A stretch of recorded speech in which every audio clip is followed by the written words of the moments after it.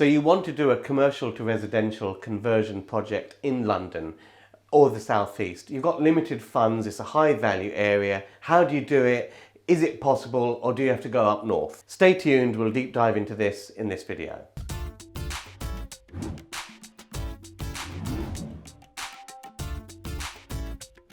Hi, my name is Ranjan Bhattacharya. I've been investing in property for 30 years. You may have seen me on the hit Sky TV show Property Elevator or attended our Central London Baker Street property meetup. If it's your first time on this channel, make sure you subscribe and hit that bell icon because we put out new videos each and every week, all dedicated to keeping you on top of your property investing game. So we've had a few comments and questions on various videos, which I just wanted to address. There's this chap, Fit Job, by the way, guys, you know, put your real name on there for God's sake. Anyway, Fit Job is saying, good video, Ranjan. Where in London to look for commercial to convert up to £200,000? What area? And in the same vein, we got Sergey. Ranjan, is it possible to find commercial property in London for 150 grand? Or should I be looking for smaller cities like Birmingham? Well, Birmingham ain't that small, but basically the essence of the question is, can I get a foothold with commercial to residential conversions in high value areas, or do I have to go up north to Hull?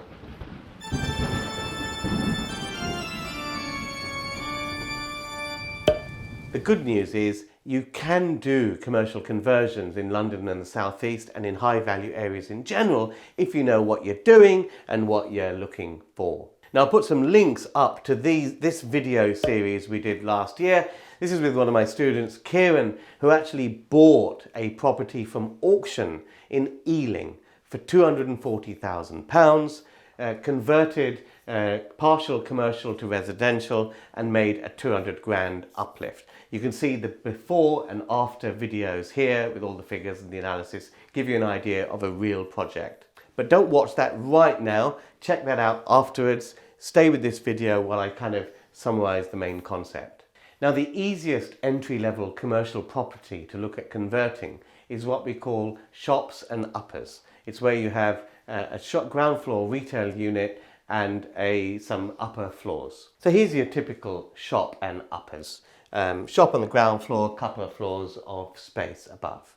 Now, if you want to buy this property freehold, meaning you buy the land on which the building sits and you buy the building in its entirety, then that in a high value area will be expensive. So when you're starting out with commercial to residential conversion, a good entry-level project is one where you're buying the freehold, but the upper parts have already been converted into flats and are sold off onto long leases. So the first floor might be flat 1, and that might be on a 125-year lease, and this might be flat 2, and that's sold off on another 125-year lease. Now you see, the value of this whole building, if it was on one freehold with no leases, might be £700,000, £900,000, depending on where the area is. But if the upper floors have already been carved out into long leases, then the value has been transferred from the freehold into the leasehold elements. And the value for the freehold is pretty much just what you get for the ground floor shop. So that's why in Kieran's deal that she did in Ealing, she was able to purchase a whole freehold building for £240,000 because the upper floors were sold off on long leases, and what she was buying was the freehold estate, which just had the benefit of the ground floor only. Now, why the hell would you want to buy a freehold if the upper flats are all converted? Where do you actually do any residential action if you're just buying the ground floor shop? Well, here's the thing. If this building is not in a conservation area, then guess what? Under new permitted development rules, you can convert the whole of this shop into one or more flats. It's under the prior approval system, which is a light touch planning approval process. If your building is in a conservation area, you will be able to make a flat to the rear of the shop, but you will still be expected to keep a shop at the front. Now there are some ifs and buts and criteria you have to comply with to make sure that this shop space is eligible for residential conversion. And if you want to know more about that, I'm running a 90-minute live masterclass on getting started with commercial to residential conversions. So I'll take you through this sort of stuff. I'll share with you some real examples which my students are up to right now. You can sign up for free for that. It's 90 minutes, it's live. Sign up for free to that. I'll leave the link below and in the description, and you'll get a lot more on that. But let's look at the principle of why making a shop or the rear of a shop into a flat actually works and makes so much business sense. Now let's take just the ground floor shop and do it as a plan view. And you've got the front of the shop here. Now the thing is, with shops and retail, the rent that you get varies depending on where in the shop your square footage of space is. Now this is very, very odd when you're a residential property investor. If you have a 2-bedroom flat, it doesn't matter, and you work out the value of that 2-bedroom flat, you get to a price per square foot. Now it doesn't matter whether that square footage of space is in the bathroom, the toilet, the closet, the lounge, the kitchen. The price per square foot is evenly distributed within that 2-bedroom flat. With retail shops, it doesn't work like that. It works under a zoning system. So what happens is the first third of the shop as you go in from the street is what they call Zone A. And that attracts the highest rent. So to keep the math simple, just let's say this is £60 a square foot. The second third of the shop is what we call Zone B. And the rents in Zone B space drop by a half. And at the back of the shop, Zone C, the rents work out half of Zone B as well. So what you have is that the rent that you will earn from renting out this shop varies according to which space it is and where it is in the shop. And the reason for that is when you're working in retail, the most profitable piece of retail space is at the front of the shop, because this is where the customers come in and they see most of the goods. The rear of the shop has the least utility. It tends to be the place where they have the storage and all of that. It has the least revenue making potential, which is why the rent per square foot is lower. Now, when you figure this one thing out, you realize how magical this strategy actually is. Because here's the thing, in most areas that you look at, residential rents will be roughly equivalent to what you can achieve in Zone A commercial rents. So if you can take the rear of a shop and make that into a flat, you have by magic uplifted the rental potential of that piece of space, because as commercial it is achieving these sort of rents per square foot.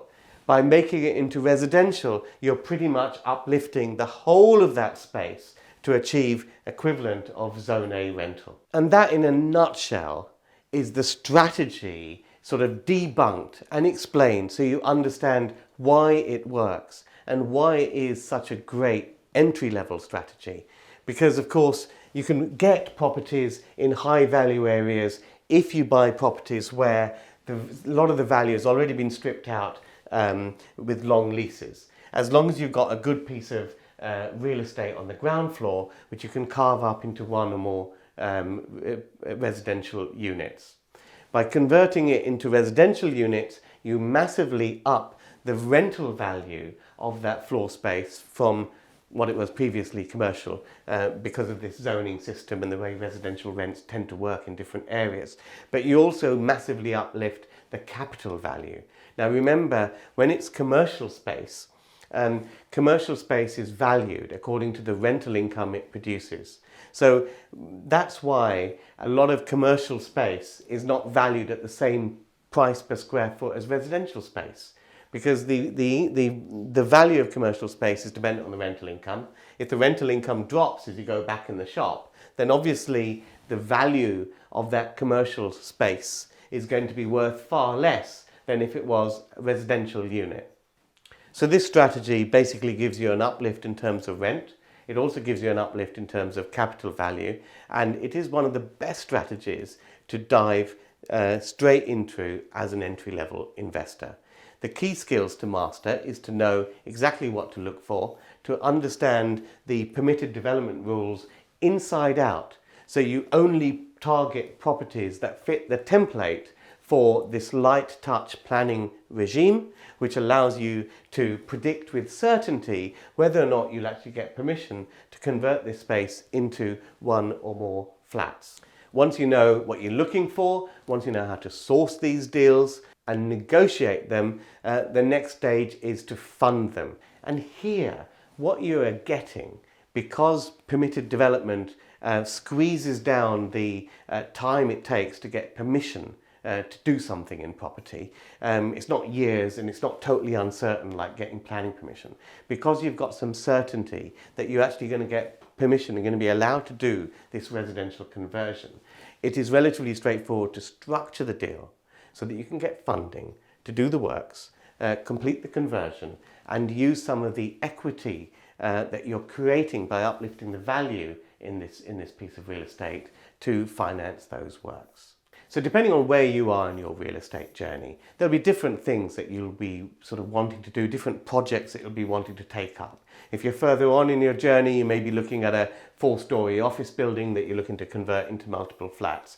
But when people ask me about how do you get started, entry level, do I have to go up north and buy a chip shop in Hull because that's the only thing I can afford? One of the unique things about commercial property is if you know what you're looking for, you can actually get started in high value areas for not as much as you think. So if you like this video, well, smash that like button. It really helps us out on YouTube. Tell us what you think. Have you done this sort of deal? Let us know in the comments below. Are there any questions you have about doing commercial property projects? Also let us know in the comments below. And join me on my next 90-minute live masterclass where I'll share with you a lot more examples and a lot more strategies of how you can make commercial to residential conversions work for you. See you guys in the next video.